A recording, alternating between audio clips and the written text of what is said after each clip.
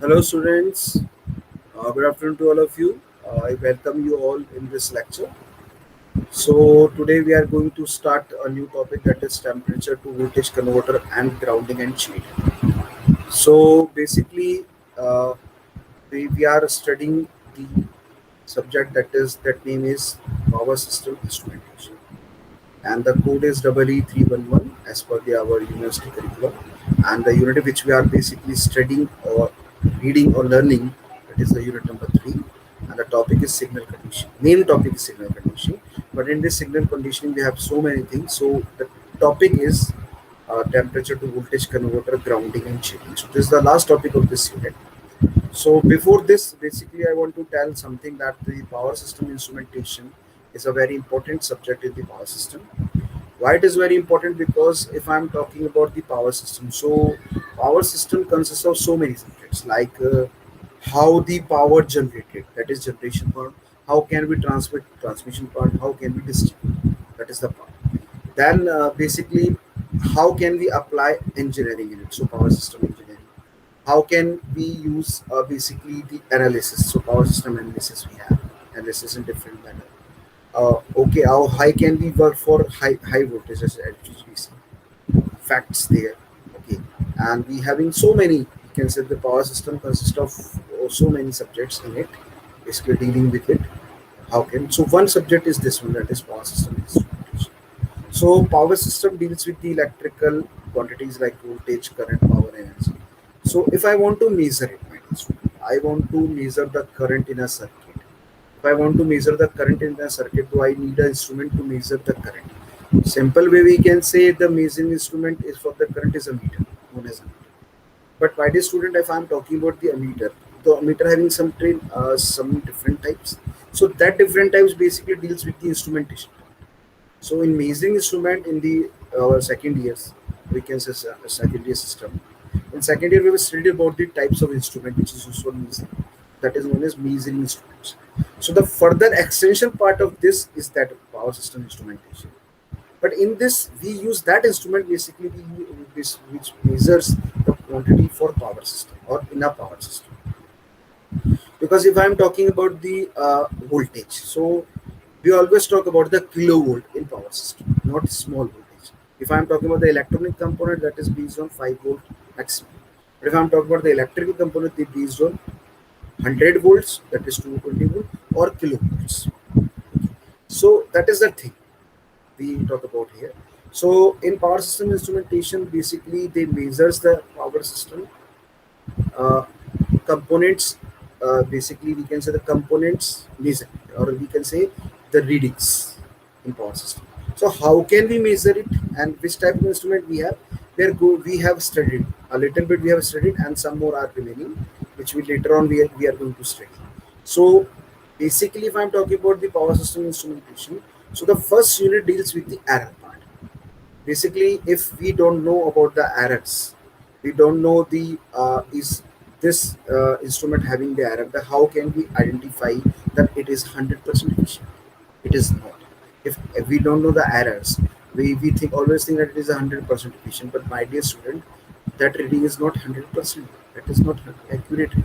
Why it is not accurate reading? Because we don't know about the errors. We can't remove the errors from it. If we can able to reduce the error from it, we can able to reduce the error from it. So it is easy for us that how can we make it. But if I want to talk you, or if I want to tell you that about the errors, so different errors we have, like cross, random, environmental, systematical, instrumental, so many errors we have. So we have studied these errors in the unit number 1. Then accuracy and precision. Then how can we derive the accurate reading or precise reading with the help of methods, statistical method, mathematical method. That is mean, known as average. Deviation is there from that. I mean that we can say average deviation, standard deviation, invariance. These we have all studied in the unit number 1. Then unit number 2 deals with the transducer. Because if I am getting a signal in a form of digital, I want to convert it to analog. Okay, or if I am getting a signal into the physical quantity, now I want to convert into electrical quantity. So I know I need a what? I need a system. I need a component. I need an element. I need a system. I need some we can say the part which basically directly convert this to this. This to this means mechanical to electrical. That is, mechanical is a physical quantity, acoustic is again a physical quantity, chemical is again a physical quantity. So physical quantities we have so many. So we can convert these physical quantity into the electrical quantity. We need a component, element, part, or system, that is known as transducer. So though in the second unit we have studied about the transducer, and transducer having different types. First having the, basically in transducer we having the sensing element, then we having the transaction element. If I'm talking about that sensing element, though, it means I'm talking about the sensor. I'm talking about, my dear student, sensor. And if I'm talking about the transduction element, that is your main part, is transducer. So if I'm talking about the transducer, so transducer is basically based on transaction. And if I'm talking about the transaction element, so transaction element are so many. Okay, but we having primary, secondary transducers, and a digital transducer and analog transducers. Then we having, as per the base of transaction, we having capacitive, inductive, photoconductive, photovoltaic. Basically, uh, photoconductive is there. So we having piezoelectric crystal, photovoltaic cell, LVDT, RVDT, strain gauge, thermocouple, resistance temperature thermometer, potentiometer, pot. Hall effect we use for magnetic measurement. So we have studied so many transducer in the unit. Why we used, basically why we studied this errors, because we want to identify the efficiency or accurate reading or precise reading. Why we learned about the transducer, because transducer playing an important role, my dear student. If I'm getting a signal in the form of different way, means in a physical quantity, that physical quantity I want to convert into electrical. So if I want to convert into electrical quantity, I need a medium, I need a system, I need a component, I need an element. That element of a system, that element of a circuit, that element or that part of a system is basically known as transducer. So I need that. Now in unit number 3, which we have started earlier, basically unit number 3 is totally deals with the signal conditioning. Now signal conditioning is what, if we want to condition the signal, because we want to filter out the signal. If I want to filter out the signal, so I have to basically filter the ripples, that is known as the unwanted signals. And unwanted signal, if I want to remove, though I need some system, I need some components, I need some elements, I need some parts. So if I am needing a part, I am needing an element, I need something. Okay. So for this, what I have to do, my dear student, I have to do what? I have to use a system, that is signal. So in signal condition, I am basically getting a signal in the form of digital, now converting into analog. Getting a signal in the form of analog, converting into this digital. So what do I have to do? What I have to do is, I have to do, basically I have to make a system for it. Though in this system I need so many amplifiers, because I have to amplify the input or output. So if I want to basically amplify the input, so I need different type of amplifier. So first amplifier is the instrumentation amplifier. That is the combination of operational amplifiers. Why operational amplifier? Because op-amp is a very important amplifier which we have studied earlier in the second year. So op-amp basically work like a integrator, differentiator, logarithmic, anti-logarithmic, multiplier, adder, divider, subtractor. So many mathematical applications we can perform in a amplifier, that is known as operational amplifier. And that operational amplifier is basically the integrated IC or chip, that is 741 8 pins. So we can use that op-amp in the both ways. Can use that op-amp in the both ways, basically for the amplification and for the different purpose, that different mathematical application purposes. So in instrumentation amplifier, we use 3 op-amps. 2 is basically the output, and third one is differential, is operational. So instrumentation amplifier we can use in certain places, certain applications we have.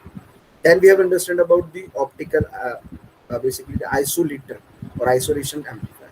That is again a open, but it is basically isolation with the electrical. Means a patient having this amplifier. So leakage current will flow and it will give shock to that body or that patient. So I want to do what? I want to remove the pressure, or we can say the patient.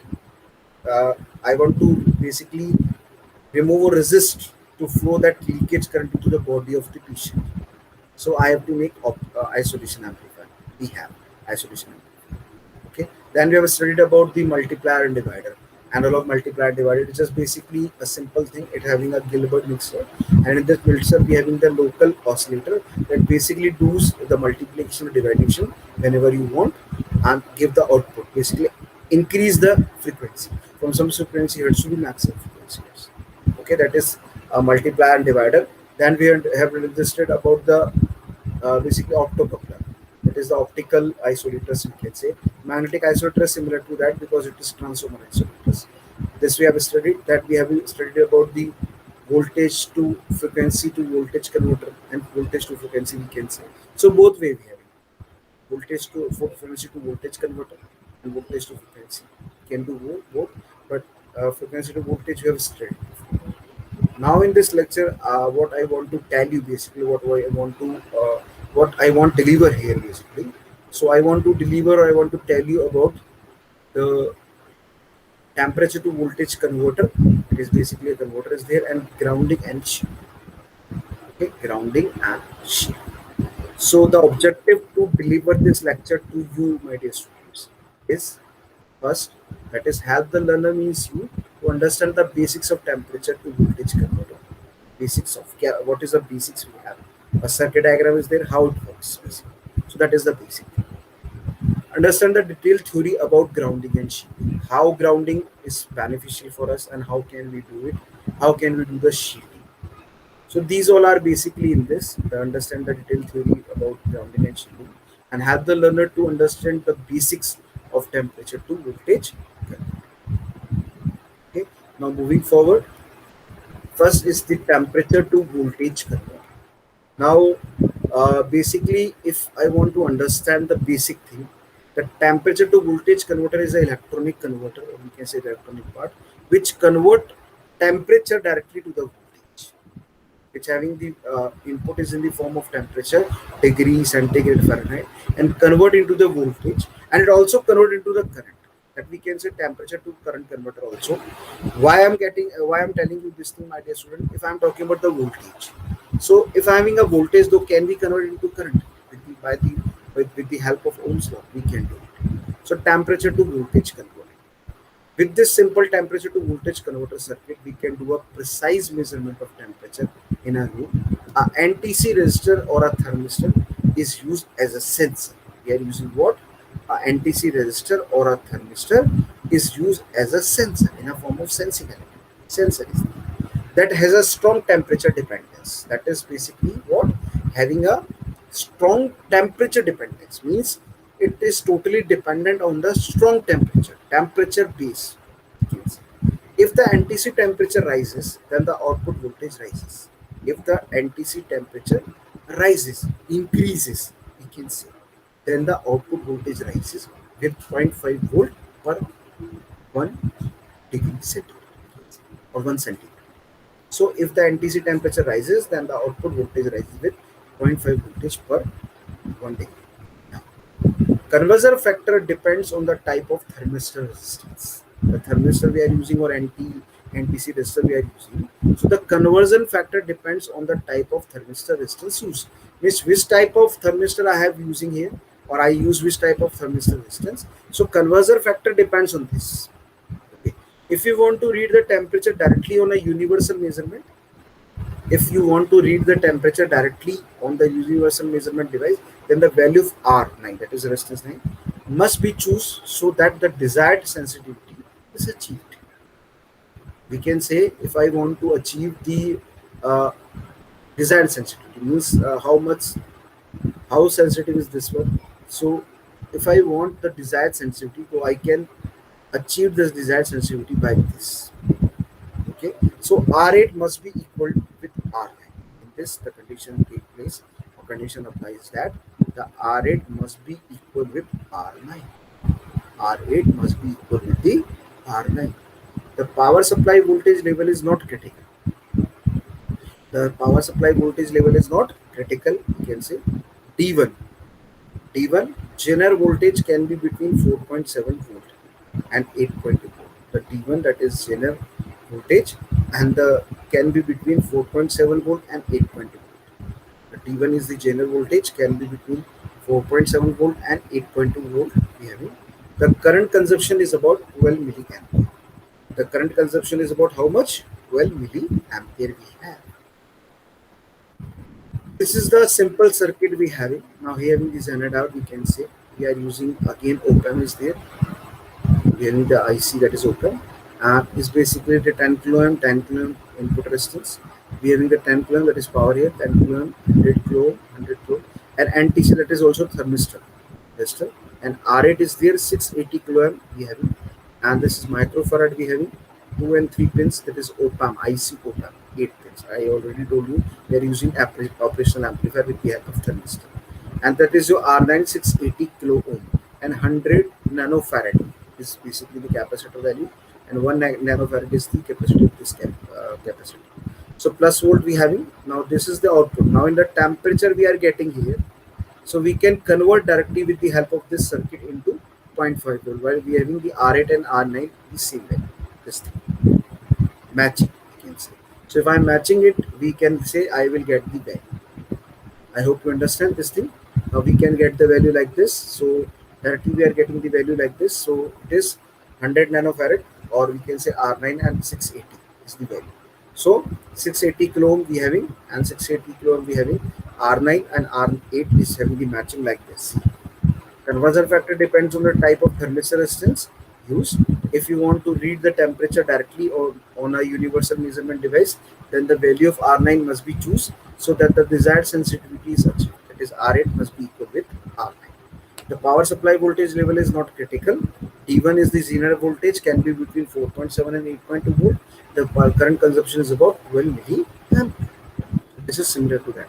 Now, grounding.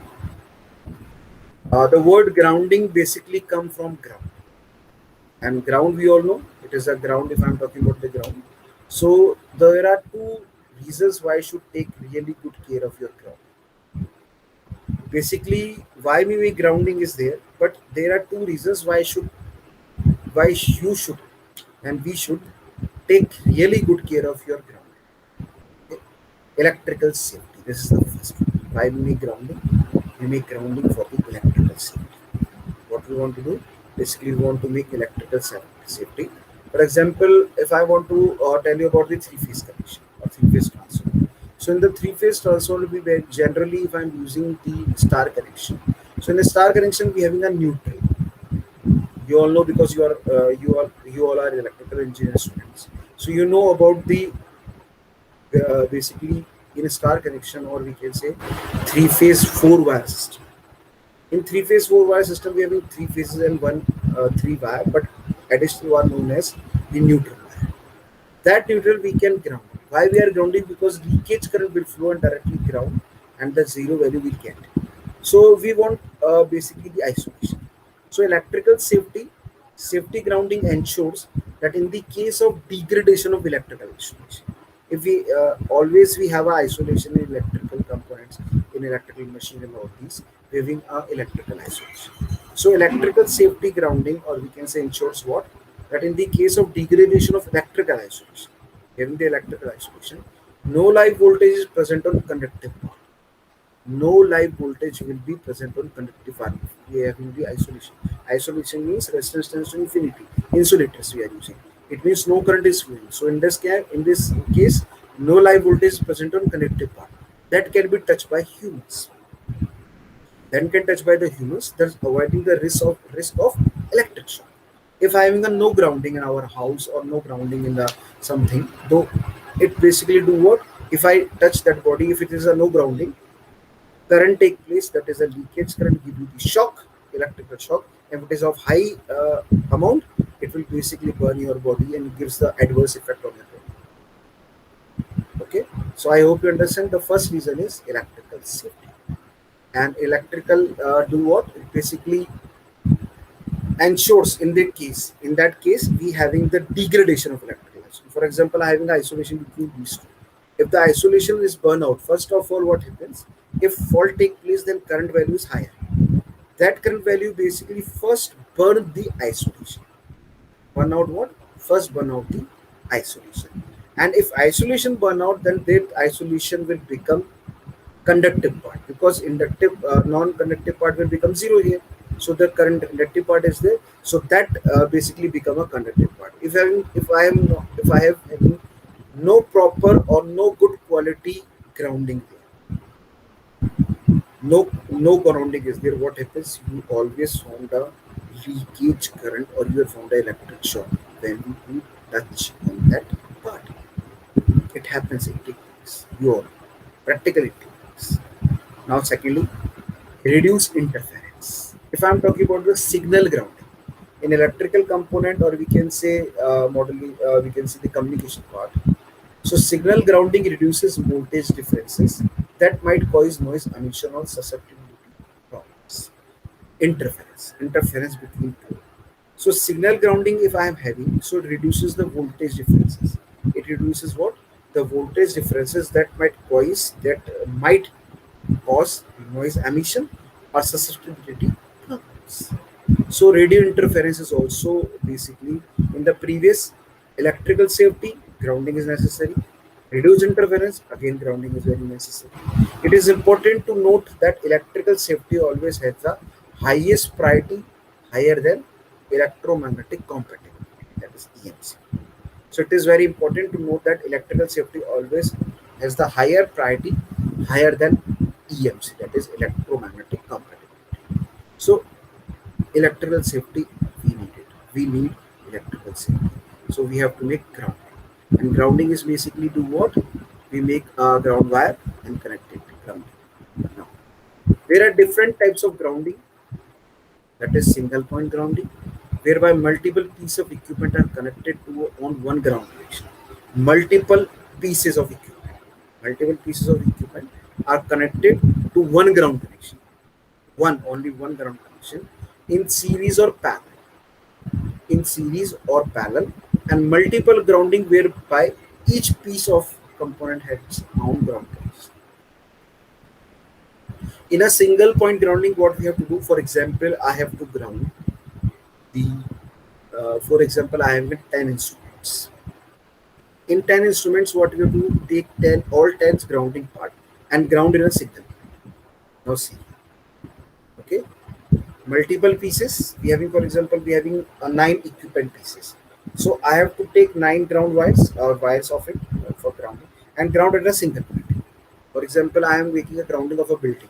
So if I want to make a grounding of that building, so at that building I took all the current all the basically wires of the connections wire and connect to the single point. So in this single point grounding, what we have to do, basically all equipment pieces or pieces of equipment are connected to one ground connection directly in a series or parallel and multi-point. In a series or parallel, we can say series connection or we can in parallel, whichever the demand we have and which way we want to connect, in a form of series or in a form of parallel, in a form of series or in a form of parallel. So it is dependent on you. That is the way. So that is the single point ground. And multi-point grounding, whereby each piece of equipment has its own ground. Now, for example, 9 equipments I have. So, though 9 we having one ground, one equipment having grounding, second having its own grounding, third is have individual grounding, fourth is have self grounding, fifth is have individual again, sixth is have again itself, seven again itself, eight again itself, and nine itself. Means single point we connect all 9 equipments directly, but in multi-point individual equipment it's own ground.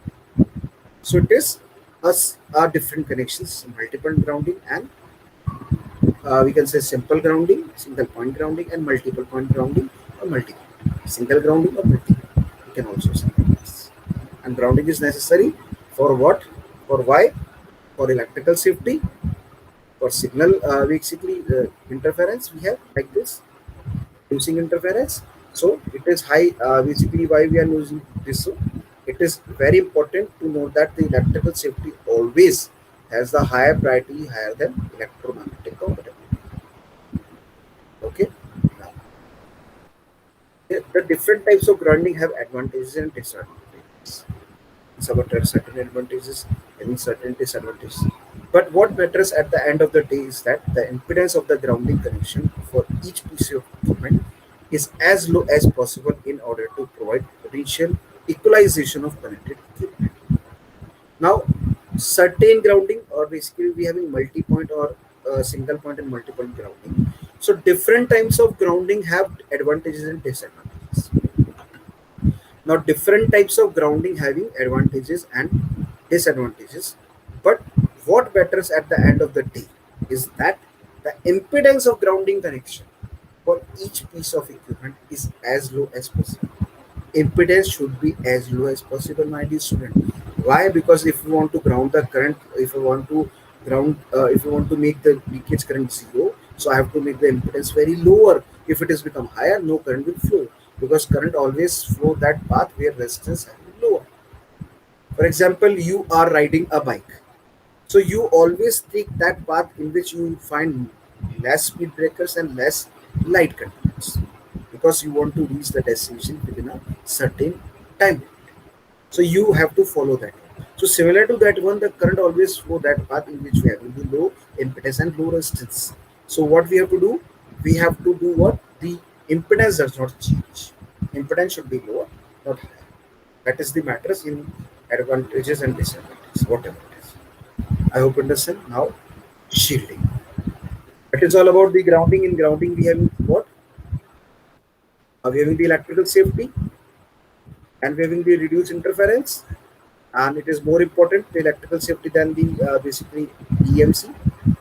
The grounding, if I am talking about, though, there are different types of grounding: single point and multiple point grounding, where we having the single piece, we having the all pieces connected in the single point. And if I am talking about the multi-point grounding,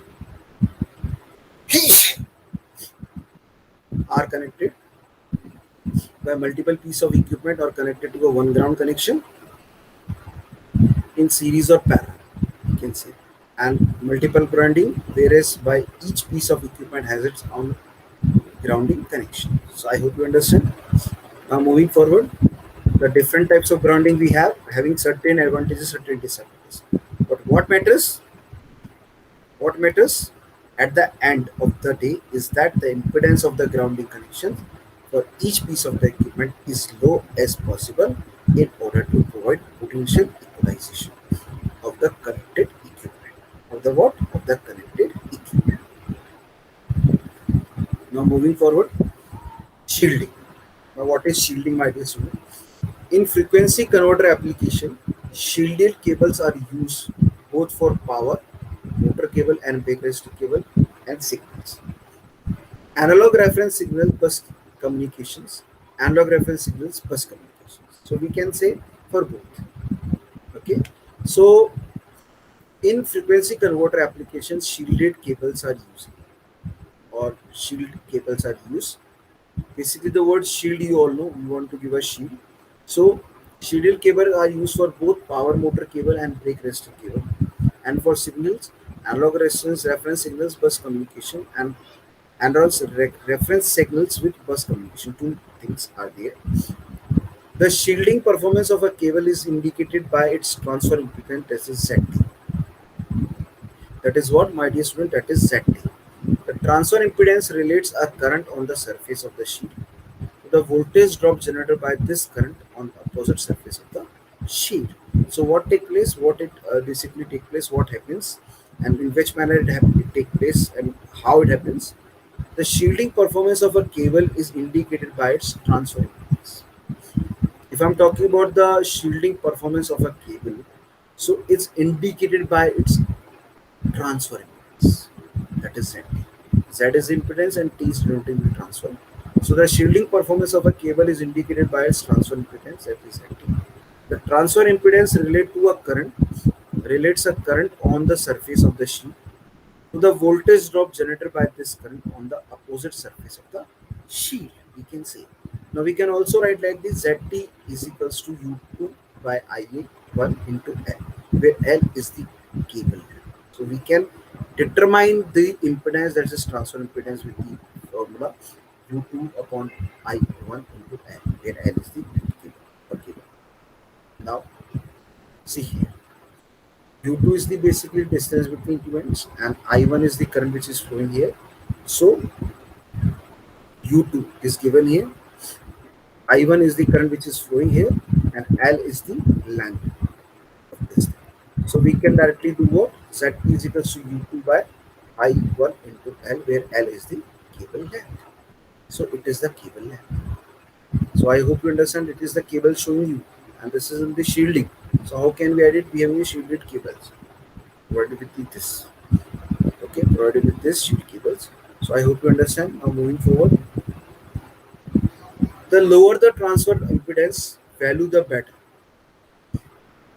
The lower the transfer impedance value, the better the shielding performance. If we have the lower the transfer impedance, means the transfer impedance is lower, then the value better than the shielding performance. Okay, lower the transfer impedance value, the better the shielding performance we have. The table below shows typical values of transfer impedance for different kinds of motor. The most common type of motor cable is the single layered braided copper wire, as it offers a good shielding performance at a reasonable price. It is showing you the reasonable price. Now see here. It is basically showing you how we having this thing. So aluminum foil copper with copper drain wire. It is shown. Twisted copper wires or steel wire armored cable. Single layer braided copper wire with various percentages of screen coverages. Dual layer braided copper wire. Dual layer braided copper wire with high permeable middle layer. Cable runs in rigid copper or steel container. Lead cable with 1.1 mm wall thickness, full coverage. So this is basically a shielded cable provided with the for the shielding purpose. So we are providing a shielding covering. How can we basically we make a shield or we make isolation with the others? So in this shielding, in this we having the shielded cable. So in shielded cable there we having the ZT. ZT is about the transfer impedance. So transfer impedance is basically lower the transfer impedance value, the better the shielding impedance. If transfer impedance that is given by like this U2 upon I1 into L, U2 upon I1 into L, where U2 is given the distance, I1 is the current, and we can say L is the length of the coil. So the lower the transfer impedance value, or we can say the if you want better shielding performance, though we have to use lower transfer impedance. What we have to use? Lower transfer impedance means ZT is inversely proportional to the shielding performance. If shielding performance is good, you can say transfer impedance is good. If transfer impedance value is higher, then we can say the shielding performance is lower. So we can say what a shielding performance, that is SHF, you can say in a short form, is always inversely proportional to the transfer impedance, and transfer impedance is always proportional to the shielding performance. If impedance increases, then the shielding performance decreases. If impedance is decreases, then shielding performance increases. So what we want? Shielding performance increases. So the transfer impedance value will be lower. Now the table which I am showing you later on, or showed you before also, the table below shows typical values of transfer impedance for different kinds of motor cable. The most common type of motor cable is the single layer braided copper wire. Is the single layer braided copper wire, as it offers a good shielding performance at a reasonable price. At a reasonable price. So what is the best suitable? That is the single layer braided copper wire. Which wire is suitable for this higher shielding performance? Single layer braided copper wire is good for you. Now, it is seen by you. It is again aluminum foil with copper drain wire. Now this see the values. It is given. This having this value 10 raised to the power 2, rising to 10 raised to the power we can say 4 transfer impedance. Here we having the megahertz, that is a frequency. Here we in this graph 0.01, 0.1, 1, 10, 100 megahertz the frequency. And these are the different. Like first we are talking about the aluminum foil with copper drain wire, twisted copper wire or steel wire armored cable. This one, single layer braided copper wire with various percentage of screen coverage. this one. Dual layer braided copper wire, we having dual layer. Dual layer braided copper wire with high permeable, this one. Cable runs in rigid copper or steel conduit, this one. Lead cable with 1.1 mm wall thickness, full coverage. This full coverage is shown here. So these all are basically the basically what? Basically the types of cable, you can say, cable and wires. So it is showing you if transfer impedance is higher, then we have the lower what? We have the lower shielding performance. So here it is showing you the transfer impedance. This y-axis showing you the transfer impedance, and x-axis is showing you the frequency. Where in the transfer impedance I am taking from 10 raised to the power minus 3 to 10 raised to the power 5, and the frequency is given from 0.01 megahertz to 100 megahertz. So the first one getting is higher, 10 raised to the power 2, 10 raised to the power. Second one is again 10 to 10 raised to the power 4. Third one again we are having 10 to 10 raised to the power 2. Fourth one we having we can say 1 less than 10, and it is up to this we can say 1 decreasing. Again we having this, again we having this. So the best is what? The best is this one, single layer. We having the dual layer. So single layer braided copper wire with various percentages. This is the main ratio we want. Lower, not negative impedance, not lower. We want this. So the best suitable copper wire, basically cable wire or cable for the shielding performance, good shielding performance, we use this one. That is single layer braided copper wire with various percentage of the screen coverages, we can say. So I hope you understand which type of wire or cable we have to choose for this for shielding. Now, one or two side termination, we can do it. The question that often comes up is whether both ends or only one end of the shielded cable should be terminated. The question arises, or we can say the brainstorming is there, that uh, whether both ends or comes up with this thing, this question we having, whether both ends or only one end of a shield cable should be terminated. If it is important to realize that the effect of a shielded cable is reduced when only one end is terminated. Should the shielded cable, the effect of shielded cable, you can say reduce if one end is terminated. If I am having the like this cable, if I am reducing the one end of the terminating the one end of the cable, because I have to connect it, so I have to reduce this thing. I have to make this thing. I have to make a connection. So end is terminated. So it is very important to terminate correctly both ends of the motor cable. If I am terminating one end, my dear student, though it affects the shielding. So I have to basically terminate the both sides in a correctly manner. Otherwise, interference problems may occur. Interference will take place, and the shielding will also hampered, tempered, altered, enacted, reduced, and we can say decreased. Decrease the value of decrease the performance of shielding cable, shielded, or because the shielding phenomena is decreasing. So what we have to do, we have to terminate the both ends, not one end, both ends in the correct manner. Correct. Okay, I hope you understand. Now, shield. The reason why in some situations only one end is terminated has to do with ground loops in signal cables. So we use ground loops in the signal. This means that there is a voltage potential difference between the chassis of the two pieces of the equipment that are connected. For example, frequency converter and a PLC. We have the frequency converter and the programmable logic controller. And if the shield connects the two chassis, a ground current will occur. What happens? A ground current will occur with the frequency of 50 Hz oblique 60 Hz. Indian or European countries, we can say Indian country and European countries. This current then couples into the useful signal. This current then couples into useful signal, disturbing it. Two signals and disturbing it. In audio application, this is commonly known as humming, hum voice. Humming you will find hum voice. The best positive, or we can say the best way, or the best or good solution is to use an equalizing connection. What we can do? Equalizing connection in parallel with the shielded cable. We use this equalizing connection in parallel with the shielded cable. If this is not possible, then one end of the shielded cable can be terminated via 100 nanofarad capacity, because there will be some humming voice, some we can say some humming voice will be there. So if I we want to make equalizing connection, if we want do this, want able to do this, want capable, want don't want to do this basically.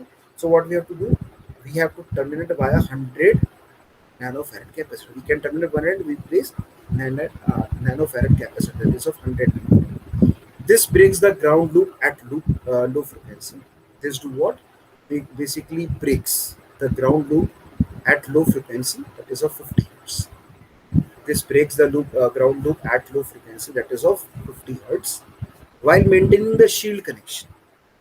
While I am maintaining the shield connections, so if I am maintaining the shield connections in the high frequency range, in some equipment this capacitor is already built in. Now, if in some cables or in some wire, if we having this type of connection in the previous manner or default manner, inbuilt manner already having, so we can directly do this thing, that is eliminating one end. But if it is not possible, though, to balance this all thing, we need what? We have to cut one end and connect the nanofarad, that is of 100 nanofarad capacity. So I hope you understand the reason why in some situation only one end is terminated has to do with ground loops in signal cables. This means that there is a voltage potential difference between the chassis of two pieces of the equipment that are connected. For example, I am taking here, that is frequency converter and a programmable logic controller. And if shields connect the two chassis, a ground current will occur with the frequency of 50/60 Hz. This current take then couples into the useful signal, disturbing it. In audio application, this is commonly known as humming. Hum. The best solution is to use an equalizing connection in parallel with shielded cable. If it is not possible, then one end of the shielded cable can be terminated one end via 100 nanofarad capacitor.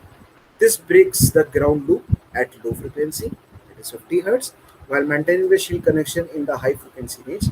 In some equipment with this capacitor is already built in. So we have already built in, and we can do this. If it is not already built in, then we have to do this. We have to connect 100 nanofarad capacitor. Okay, now, shielding. Shields conductive barriers, reflection and absorptions. If I'm talking about the shield conductive barriers, so we have in what? Reflection and absorption. Materials, electrical field always give you the conductivity, and magnetic field permeability. If I talk about the discontinuities, so how can we discontinuities form? Windows, we having a gap, vents, seams we have, panel components we have, and cable connections. So shields, conductive barriers, reflection and absorption we have. The barriers are there. Materials are electrical field for conductivity, magnetic field for permeability. Discontinuous, which basically affects it, that is windows. We having vents, we having seams, water seams we having in the basically in a wall we having, if we having this type of connection. Panel components, which type of the panel components we use? Cable connections we use. So that is the shield. Now the shielding material we have.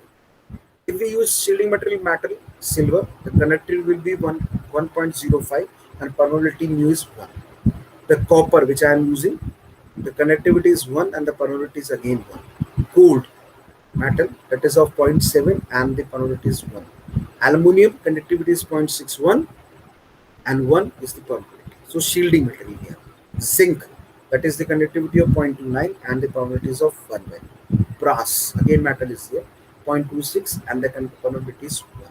Nickel, that is of conductivity is of 0.2 only and the permeability is 1. Iron, that is of 0.17 and 1000 permeability maximum. Tin, 0.5 conductivity and permeability is 1.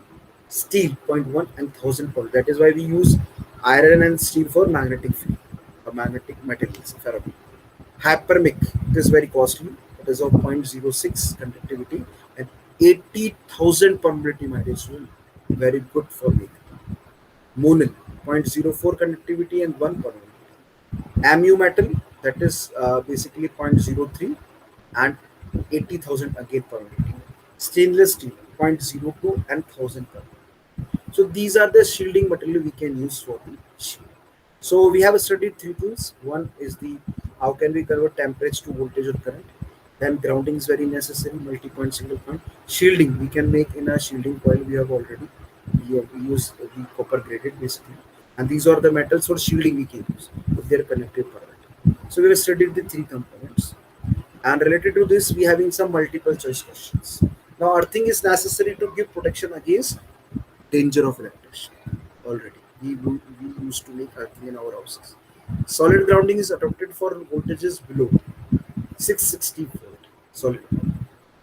In a star connected system without neutral grounding, zero sequence currents are zero. Okay. The advantages of neutral earthing: safety of personnel, reduction of earth fault current, elimination of arcing route, none of the above. So, elimination of arcing routes. Stray capacitance exists between the components, always true. The magnitude of stray capacitance is fixed, false. It is varies. It varies because components we having it varies, so it also varies. The stray capacitance effect can be minimized by making use of inductance, connecting the resistance in series, shielding and grounding. So, shielding and grounding are the necessary component. We can do this. Okay. Answer is again the neutral wire is colored. Neutral wire is colored black, blue, red, yellow. Ob- Obviously, we always try to use black color. So, A. Option is A. Grounding transformer is used where neutral is is not either A or B, none of the above. So option is B is not available. That is why we use. The ground wire is colored A green, B black, C yellow, D red. So always we try to make it of color green for understanding. So I hope you understand about these MCQs. Okay. Now these are some reference books. We basically I referred these books and collects good contents for you, my dear students. I took some contents for deliver this lecture from these books. So these are very good books. Electrical and Electronics Measurement and Measuring Instrument, A.K. Sani and Cover Answers. It is a very good book. You can just read it. Very good language there and very good content consist in it. A.S. Morris, Principle of Measuring Instrumentation, very good book again. And this all PHI. Electrical Measurements and Measuring Instrument by Rajiv Prasad Khanna Publishing. So these books are having good contents in it and easily available in our library. So you can just go and read it, and you can also refer. E-books are available. You can just read these books because these books having good content as per your curriculum. So I hope you understand, and thank you from my side. This is uh, all about the basically temperature to voltage converter, grounding, and shielding. So I hope you will be uh, understand about this thing. So thank you from my side. I hope you better understand this lecture about grounding, shielding, and the temperature to voltage or current converter. So this is all about my students, all about from my side. Thank you for listening. Thank you, students.